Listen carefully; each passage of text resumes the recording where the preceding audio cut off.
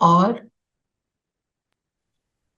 गुणग्राही दृष्टि, ये बाबा के ज्ञान से, क्योंकि ये पहले बिल्कुल भी नहीं थी। जो हमें नहीं पसंद था हम उसमें कुछ भी गुण देख ही नहीं पाते थे, तो बाबा ने सिखाया कि कैसे even a non living thing में कितने गुण होते हैं हम्म, जो हम देख सकते हैं।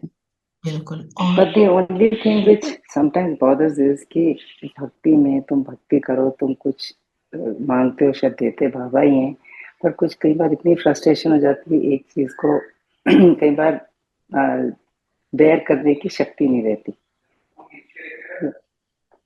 हम्म, तो आपका ज्ञान से अनुभव क्या है? सामना करने की शक्ति, सविता बहन ने लिखा, बिल्कुल शक्ति मिली। और जीवन में आगे बढ़ने की शक्ति मिलती है। आगे बढ़ने की शक्ति, जी। और देखो, अनुभव तो आपका है ना, तो आपको अपना अनुभव शेयर करना। दीदी, एक मन में खुशी रहती है कि कभी भी कोई भी परिस्थिति कुछ भी हो जाए तो बाबा है हमारे साथ में, जो हमें ठीक से हमें पथ दिखाएंगे, रास्ता दिखाएंगे बिल्कुल। उससे हाँ, निकलने। यही मैं कह रही थी कि ऐसे लगता है, फिर ऐसे एक दिन, 2 दिन, महीना, साल निकल जाता है, लगता है बाबा कुछ हेल्प ही नहीं कर रहे हैं, इसका मतलब ड्रामा में नूंद है। फिर उसकी अच्छाई ढूंढने की कोशिश करते रहते हैं, पर कोई अच्छाई नहीं दिखती, फिर फ्रस्ट्रेशन भी होती है। मतलब परिस्थिति क्यों आती है? वो परिस्थिति हटती नहीं, फिर और बढ़ती नहीं, पर चली जाती है परिस्थिति कोई आती क्यों है? जस्ट वो आंसर द। हमारा ही कर, वो तो ठीक है, that's our own doing and हमारा ही है, पर फिर भी कई बार बहुत लगता है कि चलो माफ ही कर दे भगवान, हो गया, चलो गलती हो गई होगी कभी किसी जन्म में, हमें पता भी नहीं कब। तो अब how to get past this life is also very difficult, no? we will of course we'll we are discuss it एमिंग we'll for. discuss it on later on, personal बात कर लेंगे। और दीदी, आर्ट ऑफ लिविंग जो हमें जीना सिखाया है ज्ञान ने, कि कैसा सोचना है, जीवन कैसे जीने रहना की है, कला मिली, कला बिल्कुल। सिखा रही है। और एक सबसे बड़ी चीज बाबा का सपोर्ट और साथ। अब एक it's become a part of a habit of a life कि जो भी करना है बाबा को साथ लेके जान करना है, जहां जाना है बाबा को। So that you feel like there such a big moral support कि जो होगा अच्छा ही होगा। राइट, घर से निकलते समय it's become an automatic thing कि बाबा बाबा को मेरे साथ साथ लें। चलो। जी। और उसका उसका अनुभव क्या है? जब साथ लेके चलते तो क्या अनुभव होता है? Your stress factor really reduces कि तुमने सौंप दिया बाबा को, कि बाबा करेंगे। राइट। मैं तो it's so funny, I had gone to the dentist and I was in real pain. मैं डेंटिस्ट की चेयर पे भी बैठी, आई वाज जस्ट सेइंग बाबा, बाबा बस मुझे, बाबा आप मेरे साथ ही रहो, इधर ही रहो। And actually then the dentist also told me you are very brave. है ना? So क्यों? the बिकॉज यू शक्ति get that you get. Distracted from the pain, Yes, and when जी। you are connected to Baba, you are getting another kind of energy, another kind of जो जो इस लोक का नहीं है ना, अलौकिक मिलता है। और वो शक्ति मिलती है, वो प्रेम मिलता है, तो उससे आप उस चीज से डिस्ट्रैक्ट हो जाते हो, राइट? और अपना अनुभव तो सभी बता सकते हैं, कुछ तो अनुभव होगा ये जो आप जो आते हो रेगुलर क्लास में, कोई तो अनुभव है ही। चलो, अब जिन्होंने नहीं शेयर किया वो करें। बाबा ने बोला, तुम हो अनुभवी बच्चे जिनको परमात्मा ने अपना बनाया है, और तुम बच्चों ने फिर परमात्मा को अपना बनाया। किसी को अपना बनाते हैं तो उसका क्या अनुभव होता है, और क्यों किसी को हम अपना बना लेते हैं? हम्म, उसका रीजन क्या होता है? हम किसी को अपना बनाते हैं, किसको अपना बनाने का मन करता है? ट्रस्ट एंड फेथ जिस पर होता है। जिससे कोई प्राप्ति है You ना। have confidence. Ji. You have confidence in that person that they will be always by. हम्म, चलिए सब अपने अपने अनुभवों को थोड़ा रिकैपिचुलेट करें, थोड़ी देर बाद शेयर कर सकते हैं। चलो और बताओ, और पापा ने आज क्या कहा?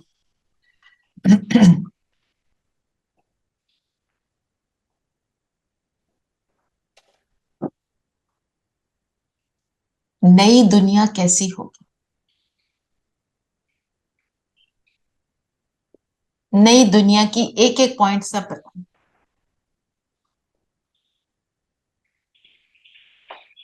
जो लिखा है और जो नहीं लिखा वो भी। दीदी नई दुनिया अति सुंदर, नया दिन, नई संपन्न, रातें, संपूर्ण। शांत और खुशियों से भरपूर, बेफिक्री। बेफिक्री। और जो जो सब बोल रहे हैं सब उसका चित्र बनाते रहो और नई दुनिया में पहुंच जाओ। नई पूरा कॉन्फिडेंस जो होगा अच्छा ही होगा। नई दुनिया कैसी होगी? सुख ही सुख, सुख ही सुख, सुखी दुनिया, सतो प्रधान होगी। ओके, लिखा है सविता बहन ने। और नई दुनिया का और हम हमारे को कुछ याद नहीं है। डर नहीं होगा कि कोई तुम्हें गलत समझ लेगा, क्या होगा, डर नहीं होगा, कैसे टाइम। बिल्कुल। बीमारियां बीमारियां नहीं होंगी। बीमारियां नहीं होंगी, हेल्दी वेल्दी। और प्रकृति के पांचों तत्व सकाश देंगे, मतलब दुखी नहीं करेंगे। प्रकृति के पांचों तत्व हमारे सहयोगी होंगे। हम पांचों तत्वों के मालिक होंगे, अर्थात हम अपने शरीर के मालिक होंगे। हम्म, और पहुंच जाओ ना नई दुनिया में। चलो सब पहुंचो, मैं आपको एक एक पॉइंट बताती हूँ। नई दुनिया फील करो। बाबा आए ऊपर से, परम धाम से, ब्रह्मा तन में प्रवेश किया और आ गए मेरे सामने। मेरा हाथ पकड़ा बाबा ने और बाबा मुझे एक टूर पे ले जा रहे हैं नई दुनिया की। पहुंच जाओ नई दुनिया के गेट पर। बहुत सुंदर सा गेट है, सुनहरा गेट।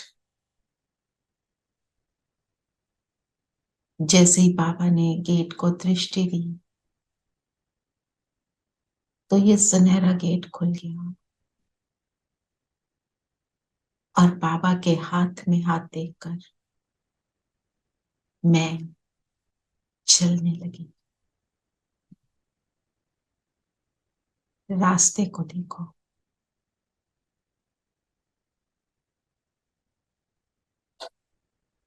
संपूर्ण स्वच्छता। रास्ते में दोनों साइड पर सुंदर रंग बिरंगे फूल। बाबा के हाथ में हाथ देकर आगे चले। एक बहुत सुंदर महल के सामने बाबा खड़े हो गए और बाबा ने कहा, इसको निहारो, ये तुम्हारा घर है जहां पर तुम रहने वाले हो नई दुनिया में।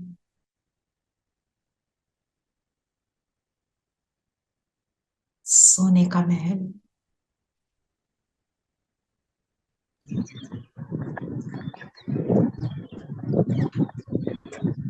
अपरम अपार सुंदरता।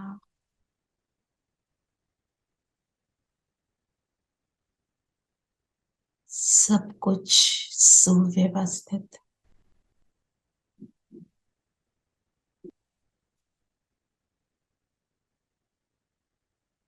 सुंदर सा गार्डन है, एक तरफ झरना है,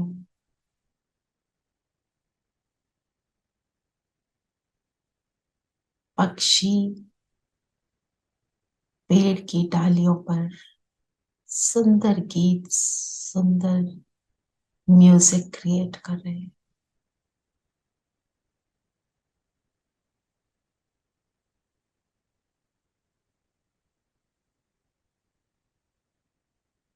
थोड़ा और आगे चलते हैं बाबा के साथ।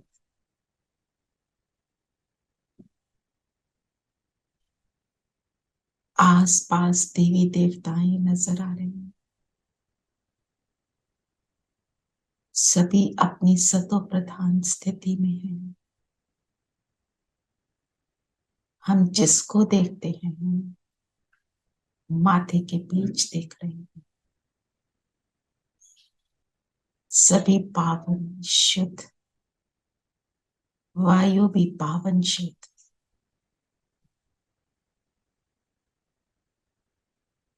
हल्की सी म्यूजिक सुखदाई।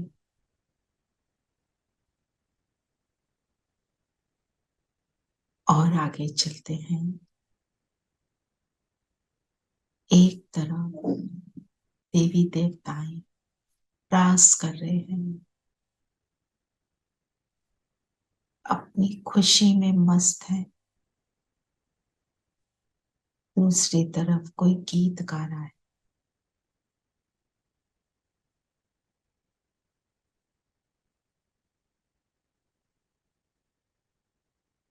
नदी के तट पर पहुंचे, नदी का पानी देखें कितना स्वच्छ। इस पानी को अपने हाथ में लेंगे और देखें इसकी क्लेanलीनेस, जिसमें मेरा चेहरा नजर आ रहा है। इस पानी को टेस्ट करें, इसकी मिठास को अनुभव करें, इसकी प्योरिटी को अनुभव करें।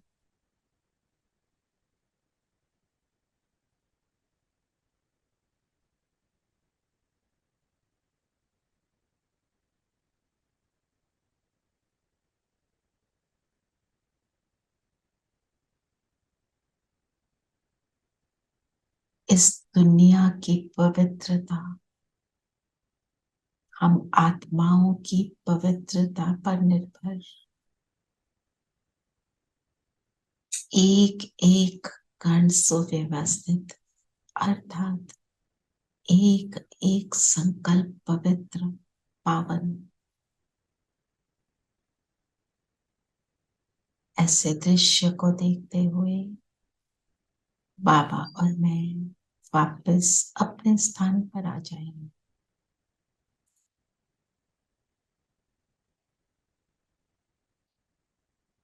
और अपने आप से हम सब भी प्रॉमिस करें कि जो मेरा पहला कदम है इस ज्ञान में, मैं आत्मा संपूर्ण पवित्र हूं।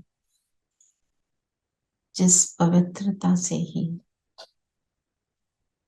इस नई दुनिया में जाने की शुरुआत है। आज हम सभी संपूर्ण पवित्रता पर अपने आप को देखेंगे।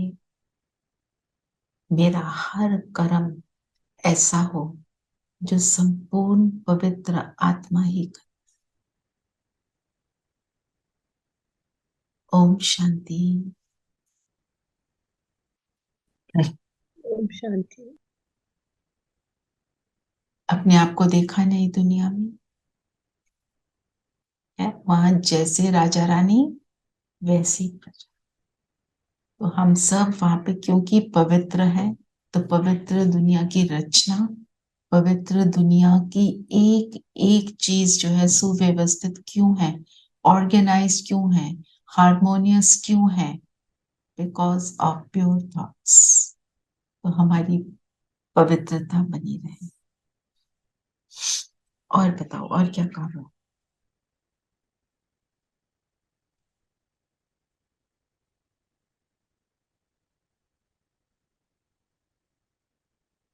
रावण किसको कहते हैं?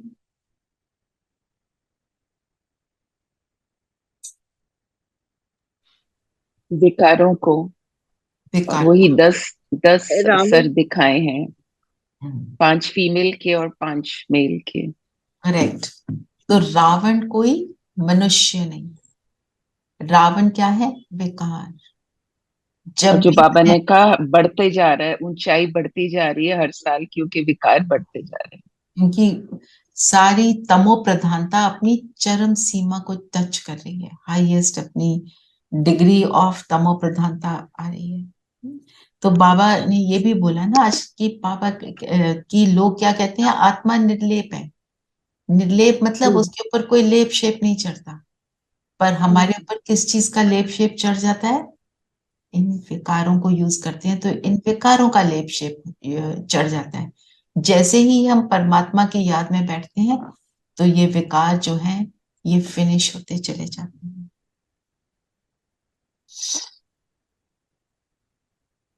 एक दीदी आत्मा में भी अच्छे बुरे संस्कार होते हैं ना, आत्मा कोई में ही ऊंचा संस्कार कोई नीचा संस्कार है, तो तभी किसी को पुण्य आत्मा कहते हैं, किसी को पाप आत्मा की। फिर बाबा ने बोला ना, मन मना भव मध्याजी भव, इसका दोनों का अर्थ बताओ। मन मना भव माना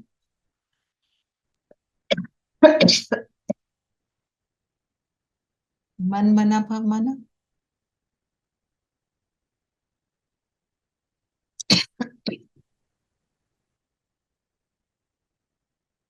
हाँ जी, मन मना भव का अर्थ बताएंगे। ओम शांति दीदी। ओम दीदी शांति। मन मन मना भव मतलब कि अपने मन को सिर्फ बाबा की याद में ही लगा। हाँ, मन से अपने को आत्मा समझो और मुझ परम पिता को याद करो, ये बाबा कहते हैं। और मध्यजी भव क्या है?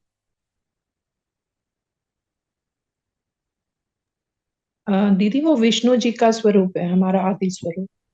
तो जब मन मना भव होंगे तो विष्णु का स्वरूप बनेंगे सतयुग में, अर्थ ये है। तो बाबा ने बोला कितनी सहज बात है, सिर्फ अपने मन से अपने को आत्मा समझो, मुझे याद करो, तो तुम विष्णु का स्वरूप बन जाएंगे। और क्या बोला बाबा ने?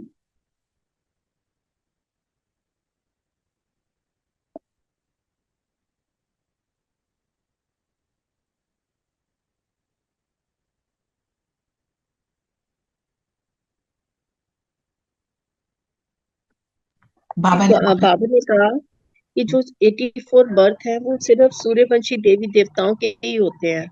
तो ये हमें जानना चाहिए कि जो 84 जन्मों को जानने वाला है वो इस स्वदर्शन चक्रधारी है, तो बाप भी याद आएगा, 5 युग भी याद आएंगे, तो हमारे 84 जन्म पूरे हुए। और बाबा ने बोला पाप के गले का हार बनने के लिए बुद्धि की दौड़ी लगानी। जी, सारा मदार पुरुषार्थ पर है। तो दौड़ कौन लगाता है? बुद्धि, है ना। बुद्धि को पावन बनाना, बुद्धि की दौड़। तो बुद्धि की जिसपे दौड़। बाबा ने कहा कि आत्मा की दिल यार दे, हाथ काट दे। तो हम्म दिल बाबा के साथ रहे, मगर हाथ से कर्म करते, हर कर्म करते हुए बाबा की याद में रहो। तो बुद्धि की दौड़ परम धाम तक जाती रहे। जी, कर्म करने के लिए नीचे आए, याद बनी हुई है, फिर वापस दौड़ लगाओ, ऊपर पहुंच जाओ, वहां पे जाकर रेस्ट कर लो ना। जो कोई बहुत बड़ा काम करना होता है तो हम क्या करते हैं, थोड़ी थोड़ी देर में रेस्ट लेते हैं, ज्यादा बहुत सारा कार्य करना है। तो यहाँ पर भी अगर हमको थकना नहीं है, जब हम थकते किस चीज से? आत्मा कब थकती है? सोच। जब बुद्धि व्यर्थ में जाती है। सोच।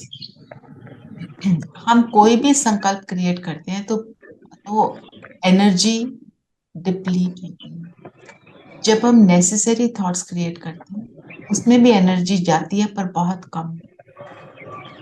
जब हम व्यर्थ के संकल्प क्रिएट करते हैं उसमें बहुत सारी एनर्जी डिप्लीट होती है, पर उसके साथ एक और चीज अटैच हो जाती है।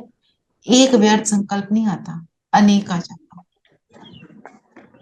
और बुद्धि का भोजन क्या है? न्यूट्रिशन किस चीज से मिलती है बुद्धि को? न्यूट्रिशन चाहिए ना, जब योग डिप्लीट से हो गई। दीदी, योग से बाबा के साथ जब योग योग, लगाते हैं। योग क्या है? कनेक्शन बाबा के बाबा साथ। से कनेक्शन दीदी, कनेक्शन किस चीज से करते हो? परमात्मा से, एक से, कैसे करते हो? व्हाट इज द आत्मिक मीडियम? स्थिति में, आत्मिक ज्ञान के द्वारा। दीदी याद से। संकल्पों से करते हैं ना। कौन से संकल्प होते हैं जो मुझे बाबा से जोड़ते हैं? कैसे संकल्प बाबा से जुड़? अगर मैं बोलूं हाय बाबा क्या है, मुसीबत है जिंदगी की, बाबा से जुड़ेंगे? दीदी, प्यार से, प्रेम से। एलिवेटेड थॉट्स जो होते हैं, उच्च किस्म के जो श्रेष्ठ संकल्प हैं, वो मुझे बाबा से जोड़ते हैं। तो जितने ऊंच संकल्पों की रचना हम करते हैं, उतना बाबा से हम जल्दी जल्दी जुड़ जाते हैं। तभी अभी शुरू में हमने क्या बात की कि अपने को जब योग में बिठाने लगे हो, बैठक योग में बैठे हो, आप अपने को जरूर अमृत वेला का पॉइंट मिलता है, वरदान, मुरली, कुछ भी अच्छी बातें पढ़ लो ताकि यहां माला माल हो जाएं, बाबा से जुड़ने के लायक बने। हमने उससे मिलना है, कौन जो सर्वश्रेष्ठ है। और सबसे नीच किस्म के अगर थॉट्स क्रिएट कर लेंगे तो उससे थोड़ी जुड़ेंगे, वो मेरे लेवल तक नीचे नहीं आएगा, मुझे अपने को उठाना है ना। तो किससे? एलिवेटेड थॉट से हम जुड़ते हैं, और एलिवेटेड थॉट्स हैं आत्मा मन बुद्धि का भोजन। अपने आप को उससे पूरी तरह परिपूर्ण रखना है। हमने अच्छे थॉट्स क्रिएट कर लिए, फिर उनको प्रैक्टिकल में लगाना है। ये है पूरा प्रोसेस, यही मन मना भव है। और ऐसे ही मध्य भव बन जाएंगे। बुद्धि की दौड़ तब लगेगी। अगर मैं किसी के लिए भी उल्टा सोच रही हूं तो मैं परमात्मा से जुड़ जाऊं, ये नहीं हो सकता, इम्पॉसिबल। तो बाबा ने क्या बोला? कर्म का संन्यास नहीं करना, पर मुझसे जुड़े रहो, मेरे से योग लगाए रखो, शिव निर्वात कर्म करो, वो कर्म भी तुम्हारा परफेक्ट हो जाएगा। फिर बाबा ने एक और बात बोली, याद की यात्रा की रेस करनी है। हम जब रेस करते हैं तो क्या सोचते हैं? मैं सबसे पहले पहुंच जाऊं। यही होती है ना रेस का मतलब। हमने सबसे पहले क्या करना है?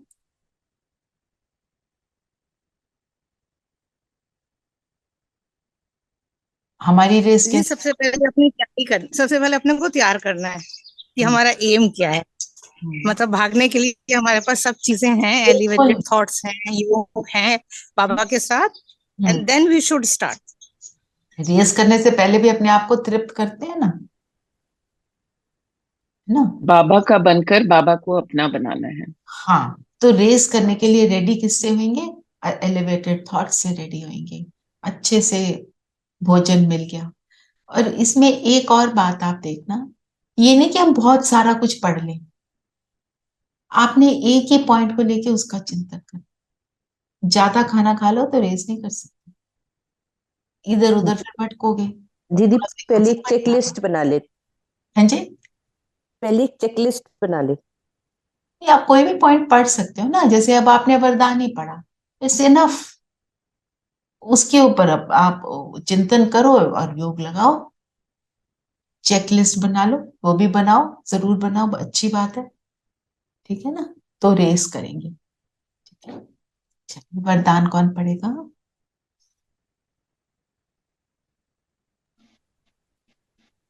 मैं अपने पढ़ूं? बचे हुए अपने बचे हुए तन मन धन को ईश्वरीय कार्य में लगाकर जमा करने वाले सदा सहयोगी भव। हम्म, अब तन मन धन हमने जितना लगाया, बाबा ने क्या बोला, तुमने कितना खर्ची कर दिया, कितने परसेंट हम गवा चुके? 99% तो हम गवा चुके हैं द्वापर से अब तक। अब बचा कितना है? दीदी, 1%। द्वापर से ही जो गवाते आ रहे गिरते हैं, हैं, 63 जन्मों से। बिल्कुल। तो अब जो 1% बचा है, उसको मल्टीप्लाई करना है ना। तो मल्टीप्लाई करने की स्कीम क्या है? बुद्धि की और थॉट। बाबा ने कहा ये 1% कितना इम्पोर्टेंट है, कितना शक्तिशाली है कि इस 1% से ही पद्मा पदम हमको मिल सकते हैं। ये गुण जमा हो सकते हैं। शक्तिशाली कब है? जब इसको ईश्वरीय कार्य में लगाएं ओनली। जी। ठीक है, जो गवा दिया सो गवा दिया, अब इसको हमको बढ़ाना है। और होएगा ये बुद्धि की दौड़ से, रेस से, और अपने आप को सदा अपनी मुरली की कोई ना कोई पॉइंट लेकर उसको सारा दिन उसका चिंतन बढ़ाते चलो।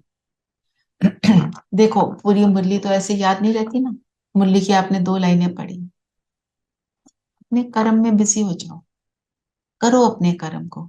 वो जो 2 लाइनें आपने पढ़ी है ना, वो आपके अंदर चलती रहेंगी। फिर 2-4 लाइनें और पढ़ लो, मार्क करते हो ना जब मुरली सुनते हो, जो मार्क किए उनको उनको बार बार रिवाइज करो, फिर रिवाइज कर लो, उसके ऊपर चिंतन बढ़ाओ। आप देखो आपका कर्म भी एक्यूरेट होगा, खुशी, जो बाबा ने बोला खुशी का पारा चढ़ा रहेगा, वो फिर चढ़ा रहेगा। हमारे को सुख क्या देता है और दुख क्या देता है, सोर्स क्या है उसका?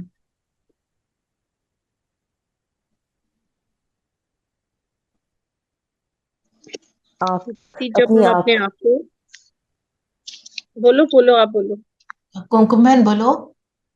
मैं कह रही थी दीदी, जैसे आपने बोला ना, हमारी दृष्टि, हमारी आंखें हमें सबसे पहले हमें दुख देती है, सुख का भी वही कारण है। आंखें कई बार आंखों से तो नहीं देख रहे पर दुखी हो रहे हैं। देह अभिमान सबसे ज्यादा दुखी करता है।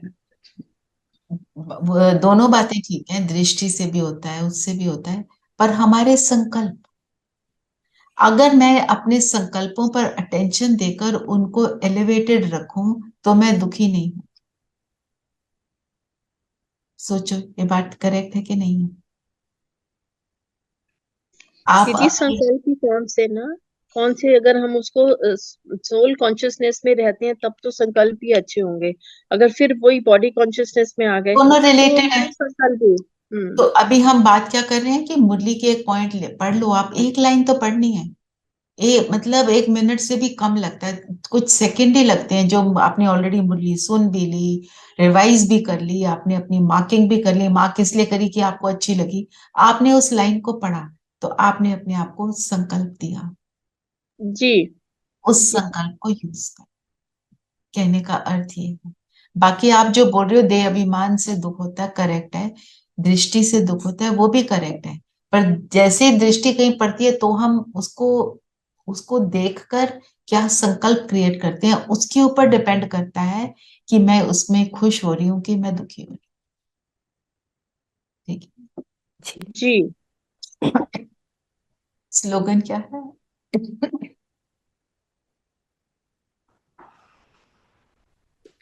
जो निर्माण जो बनते हैं, सॉरी पढ़िए, आप पढ़िए। नहीं आंटी प्लीज आप पढ़िए।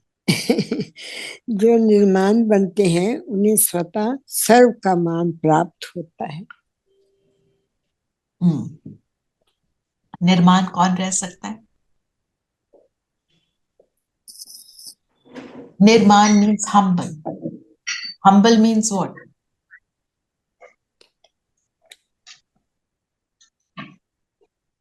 जो कुछ मेरे पास है उसका मुझे जब घमंड ना हो तो मैं निर्माण होती हूँ ना? सब निमित सौंप बनते दिया, मेरा हैं, कुछ निमित। नहीं सब तेरा। सब तेरा। और जो भरपूर होता है वो हम्बल रहता है, जो पेड़ फल से लदा होता है वो झुका होता है, जिस पेड़ में कुछ है ही नहीं वो अकड़ा हुआ रहता है। वो सुना हुआ है ना दोहा, किसका है? बड़ा हुआ तो क्या हुआ, जैसे पेड़ खजूर, क्या है? पंछी को छाया नहीं, फल लागे अति दूर, अकड़ा पंथी को छाया नहीं, फल लागे अति दूर। अति दूर, है ना? तो वो अकड़े रहने से क्या होता है?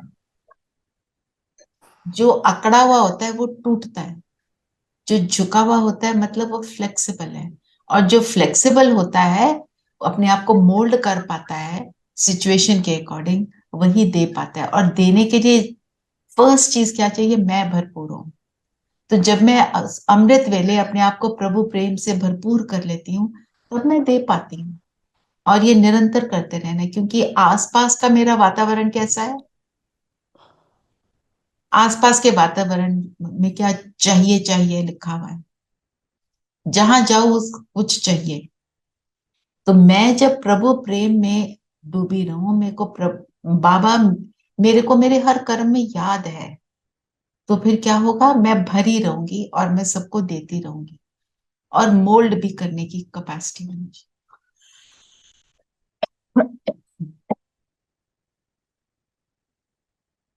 जैसे सपोज मेरे को कोई कहता है, घर वाले कहते हैं हम इस काम को ऐसे कर लेते हैं, मैं समझती हूँ ऐसे नहीं होना चाहिए, वो नहीं मान रहे, और मैं उनके साथ फ्लेक्स, और जो कोई काम जिसमें मेरे को अपनी वैल्यूज को कॉम्प्रोमाइज नहीं करना,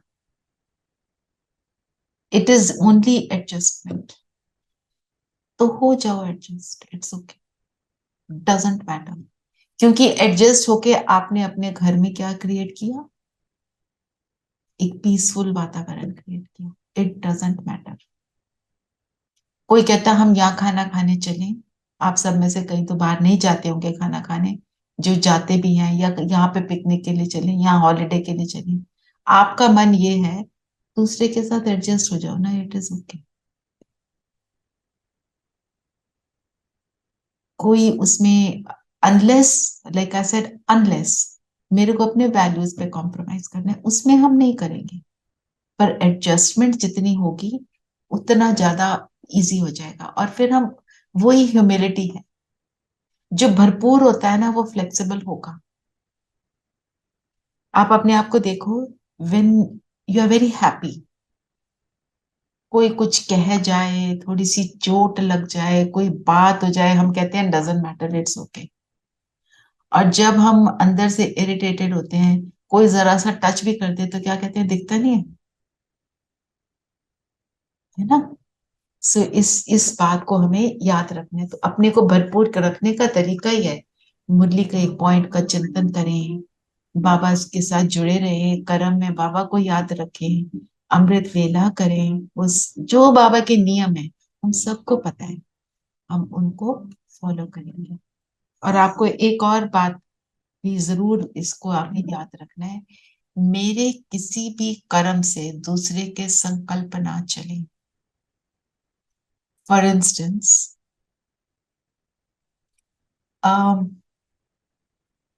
जैसे आप सब मोस्टली हाउसवाइफ हैं, तो शायद आपको अप्लाई ना हो। आप, माँ ने खाना लगा दिया, ठीक है, बच्चे कहते हैं मम्मी 5 मिनट्स ना, आ रहा हूँ, वेट करे जा रही हूँ, वो आ नहीं रहे, मैं ये काम खत्म करके आ रहा हूँ, और वो 5 मिनट में माँ होते हुए भी संकल्प चलाएगी ना, आ जाए, सारा कुछ समेटूं मैं, किचन को वाइंड अप कर लूं।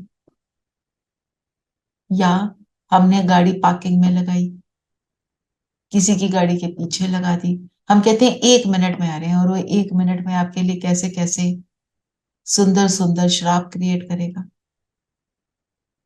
वो सब मुझे लगेंगे ना। तो मेरी वजह से किसी का उल्टा संकल्प ना चले, कोई मेरे लिए फालतू में वेट ना करे। हम कहीं बैठे हैं, ठीक है, जैसे हम जाते हैं प्रोग्राम्स में, हॉल में बैठे हैं, मैं किसी के सामने आ रही हूँ, उसको आगे दिखाई नहीं दे रहा, मैं अपने आप को थोड़ा सा एडजस्ट कर लूँ ना, ताकि उसको भी दिखाई दे, उसको कितना अच्छा लगेगा। नहीं, मेरी तो सीट आगे है, मैं तो ऐसे ही बैठूं, थोड़ी सी एडजस्टमेंट, आगे पीछे भी हो सकते हैं, जितना हम एडजस्ट कर पाए, वो यही भरपूरता की निशानी है। इट्स ओके, रिजिडिटी को हमें छोड़ना है, वही निर्माणता का प्रतीक है ना। जो लदा हुआ पेड़ होता है, उसको टहनी को जितना मर्जी नीचे ले आओ, वो नीचे आ जाती है, क्योंकि वो उसके बाद फिर ऊपर चली जाती है, फिर ऊपर भी चली मेरे जाती है। ऊपर भी वो दाता हाँ, है, वो दाता फ्लेक्सिबिलिटी। देने वाली है, वो हमको बनना है। चले योग करें। जी। तो ये देखो, हमारे ग्रुप में जो है ना, इंटरैक्शन कम होता जा रहा है, थोड़ा इंटरैक्शन को हम सबको बढ़ाना है। 2-4 लोग बोले वो तो अच्छी बात है, बाकी और भी थोड़ा सा रिस्पॉन्स दें, क्योंकि हम जितना चिंतन करते हैं ना, उतना हमारी बुद्धि में क्लैरिटी आती चली जाती। ठीक है, चलिए योग करते हैं। कई हैं आप में से, कोई ड्राइव कर रहा है या कोई वर्क प्लेस पे जा रहा है, आप नहीं बात कर सकते, it's okay, I can understand, पर कोशिश रहनी चाहिए कि थोड़ा हो जाए तो अच्छा। ठीक है सर। आज अव्यक्त इशारे में बाबा ने बहुत सुंदर ये कहा, मेरा मेरा कहते सब गवाते आए, अब तेरा तेरा कहो तो जमा हो जाएगा। ये बहुत सुंदर लगा। तेरा तेरा क्या है? हम तेरा जब कहते हैं तो क्या हुआ उसका अर्थ? दीदी कि परमात्मा सब का कुछ है, सब कुछ समर्पण, मिल जाए। तन मन धन सब समर्पण। वो तो बात ठीक है, पर समर्पण में क्या करते हैं, हम क्या देते हैं?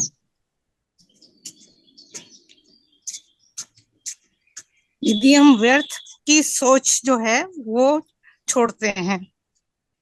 जो हम देते हैं वो सूक्ष्म है, स्थूल थोड़ी कुछ देते हैं। हम कहते हैं बाबा इस घर का मालिक तू है, तो बाबा कोई ये थोड़ी कहता है हम हमारा घर हड़प लेता है।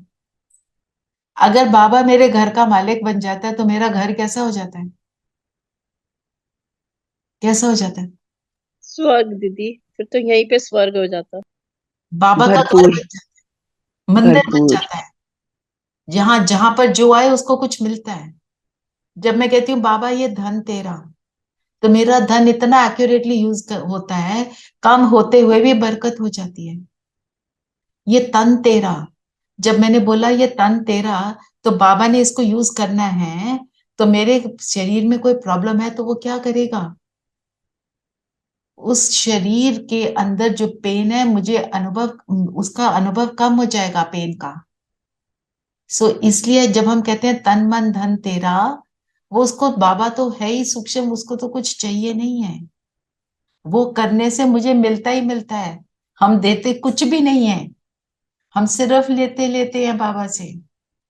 देना भी उसको है, लेना भी उससे है, और ना किसी के को कुछ देना है तो गुण सूक्ष्म रूप से देना है, और कुछ नहीं देना है। पैसे का लेन देन को कम करना है। हम्म? आप कुछ कहना चाहते हो मंजू बहन? दीदी ये कि तेरा कहना तो बहुत इजी है, बहुत भक्ति में भी बोलते रहते थे सब तेरा है, लेकिन हम उसको तेरा करते ही नहीं है, अपना ही करते नहीं, रखते हैं। पर अब तो कर रहे हैं ना। हाँ अब तो चेंज हो गया। अब चेंज हो गए बस। तो देखो अब चेंज हो गया, मतलब आपकी खुशी बढ़ जाएगी। सुबह उठते ही बोलो बाबा आ जाओ, आपका घर आप संभालो, बस। एंड देन जी ये जब बोल दोगे ना, आपका समर्पण भाव जो है वो बढ़ जाएगा। चलिए जी। सब कंफर्टेबल होकर बैठेंगे।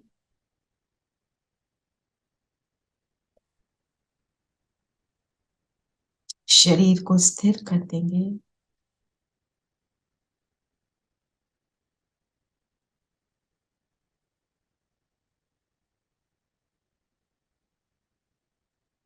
और अपने आप को जगमगाता सितारा देखें।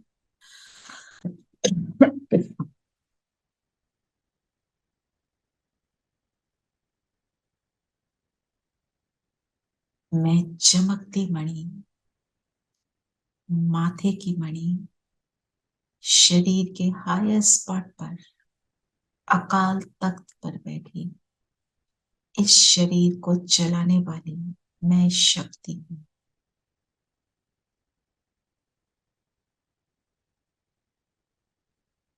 अकाल तख्त पर जितना बैठती हूँ,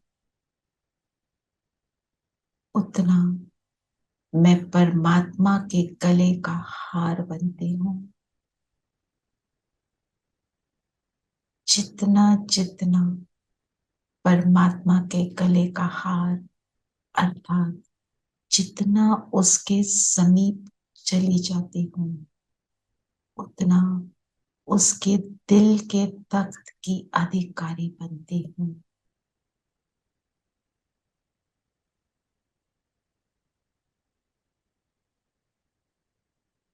मस्तक मणि, परमात्मा की सहयोगी,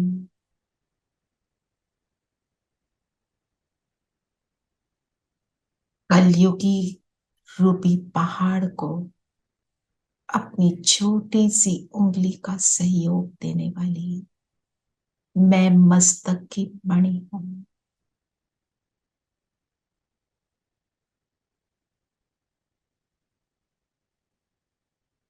जितना जितना मैं मस्तक पर बैठती हूं, उतना उतना मैं बाबा के समीप और सहयोगी बनती चली जाती हूं। आप एक सेकंड में बुद्धि की दौड़े लगाएं, पहुंच जाएं परम धाम, बाबा के बिल्कुल समीप समा जाएं उसकी किरणों में।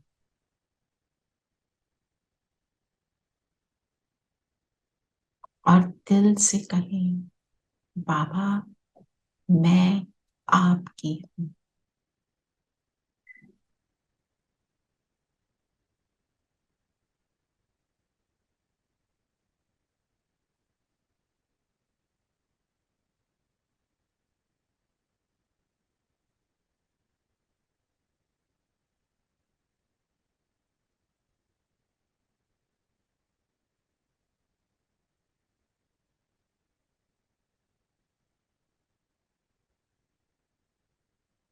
इन क्षणों को एंजॉय करेंगे।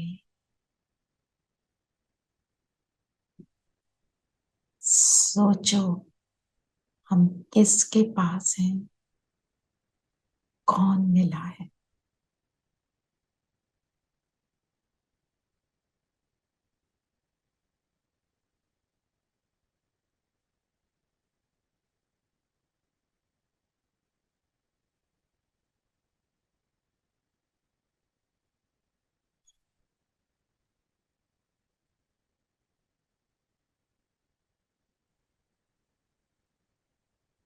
और अब वापस अपने शरीर में प्रवेश करें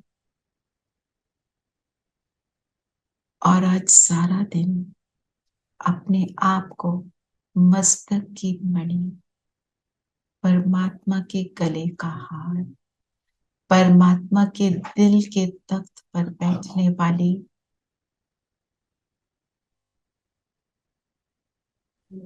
परमात्मा की प्यारी लाडली संतान हूं।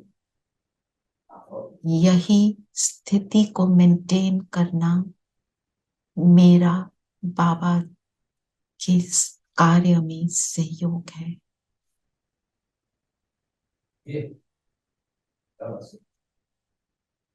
ओम शांति। ओम शांति दीदी। ओम शांति दीदी। ओम शांति।